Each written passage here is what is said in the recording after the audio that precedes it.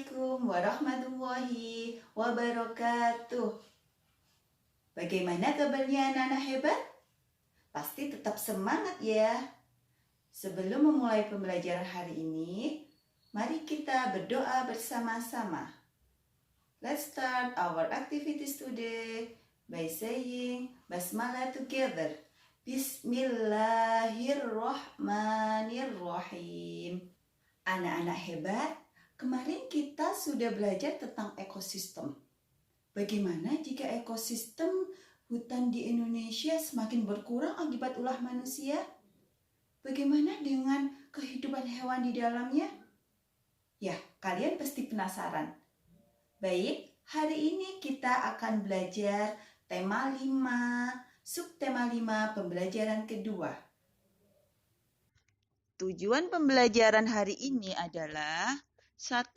Setelah mencermati teks non-fiksi, siswa mampu menemukan ide pokok dalam bacaan dengan tepat. 2. Setelah mengamati video, siswa mampu mengurutkan gambar rantai makanan dengan benar. 3. Setelah mengamati video yang ditampilkan, siswa mampu menjelaskan rantai makanan yang terdapat dalam suatu ekosistem secara baik dan benar. Anak-anak hebat, kita kemarin sudah belajar tentang ide pokok. Ide pokok bisa kita cari melalui 3 cara. Yang pertama, kita lihat kalimat utama. Yang kedua, kalimat akhir. Dan yang ketiga, ide pokok bisa dicari pada kesimpulan dari isi paragraf. Anak-anak, setelah ini kita perhatikan teks berikut.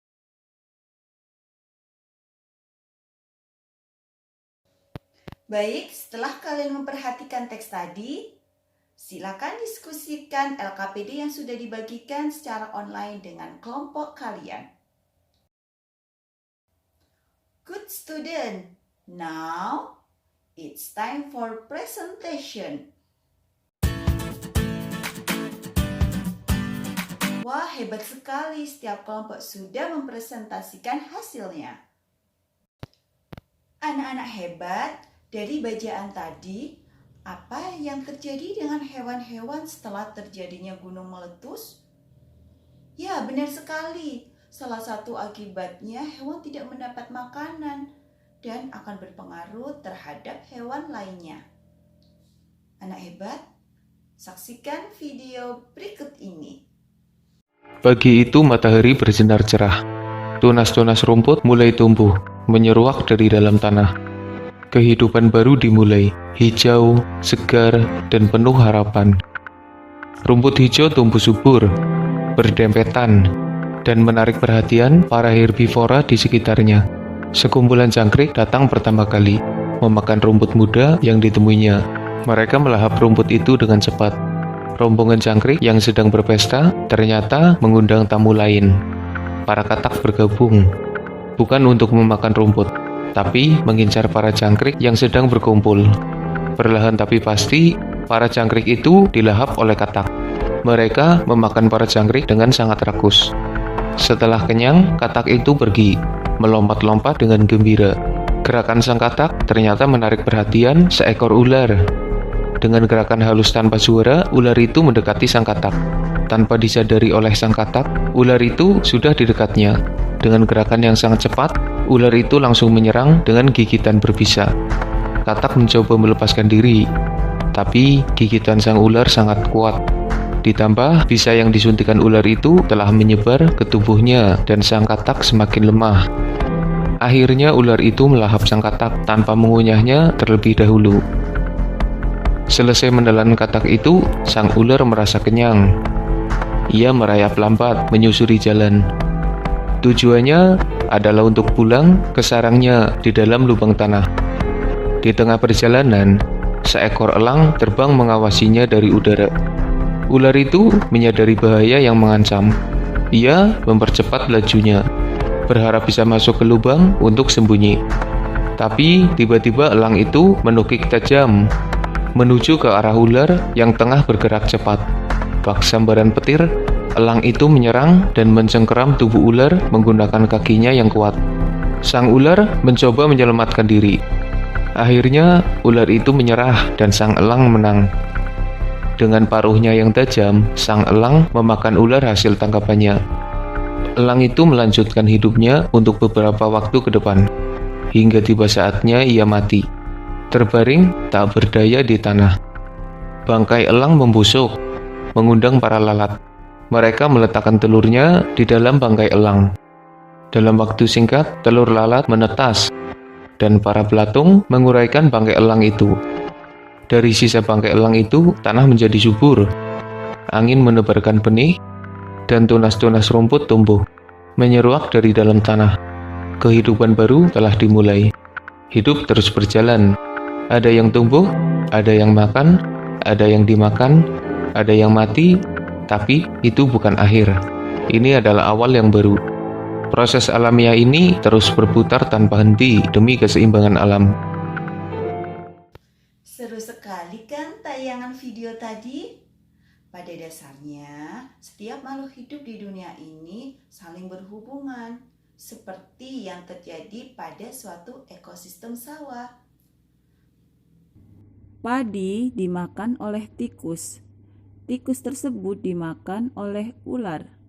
Lalu, ular dimakan oleh burung elang.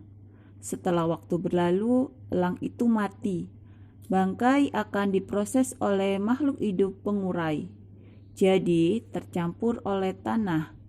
Kemudian terbentuk humus. Humus tersebut berguna untuk pertumbuhan padi.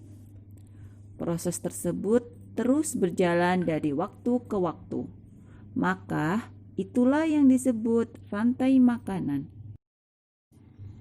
Lalu, apa saja komponen-komponen pada rantai makanan?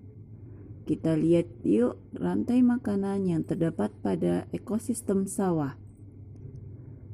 Yang pertama disebut produsen. Produsen di sini adalah tumbuhan. Tumbuhan bisa memproduksi makanannya sendiri lewat fotosintesis. Contohnya, padi. Komponen kedua yaitu konsumen tingkat 1, yaitu hewan herbivora yang memakan tumbuhan. Contohnya, hewan tikus. Komponen ketiga, konsumen tingkat 2. Contoh, hewan ular. Hewan karnivora yang memakan hewan tingkat 1. Komponen keempat yaitu konsumen tingkat 3.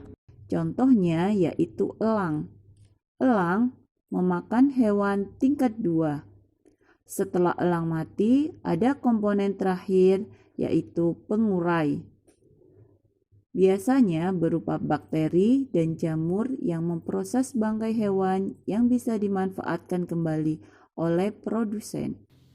Anak hebat, sekarang coba kalian identifikasi bagaimana hubungan antara hewan-hewan pada video tadi. Tuliskan pada LKPD yang sudah Bunda bagikan. Hasil pengerjaan bisa kalian kumpulkan di MS Teams 365. Untuk mengecek pemahaman kalian pada materi hari ini, jangan lupa silakan kerjakan evaluasi pada link yang di kolom bawah ini.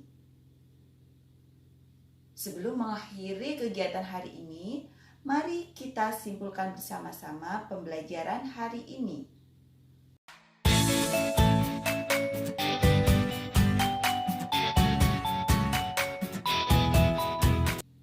Anak-anak hebat, demikian pembelajaran hari ini. Semoga bermanfaat. Jangan lupa tetap di rumah dan jaga kesehatan. Let's close our activities today by saying hamdalah. Alhamdulillahi Rabbil Alamin. Wassalamualaikum warahmatullahi wabarakatuh.